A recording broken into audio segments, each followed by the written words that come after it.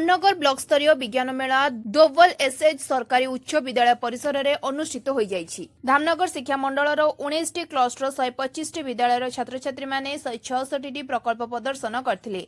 Bhadrak CDO Saroj Dutt उद्घाटन करथिले। अतिथि भावे पंचायत समिति अध्यक्ष शर्मिष्ठा बेहेरा, बीडीओ पन्न बिहारी दिंधा, संयोजक अक्षय होता, सरपंच अशोक पंडा, प्रधान शिक्षक विभूतिभूषण मिश्र, शिक्षाविद वृंदावन सतपथी प्रमुख जोगदे वक्तव्य प्रदान करथिले। अपराह्न उद्यापनी कार्यक्रम धामनगर ब्लॉक शिक्षा अधिकारी जगबंधु साहू सभापतित्व करथिले। एसबीआई शाखा परिचालक निगमानंद नायक, दोवल जोन जिला परिषद सदस्य उर्मिला विश्वाल प्रमुख जोग देथिले। सीआरपी हाप्पा मारांडी, सरपंच अशोक पंडा प्रमुख जोग देथिले। शेषे भल प्रकल्प प्रदर्शनकारी को पुरस्कार वितरण करा जायथिला।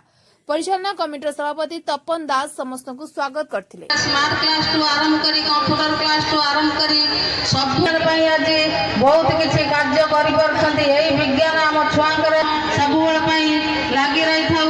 छुआ माने समस्त को पुणी धन्यवाद देई मोर वक्तव्य शेष करछि।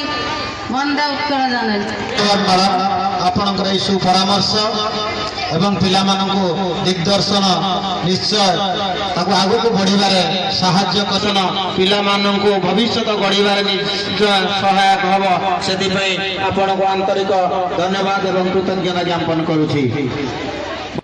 धामनगरु प्रदीप महापात्रको रिपोर्ट स्वतंत्र ओडिशा लाइव।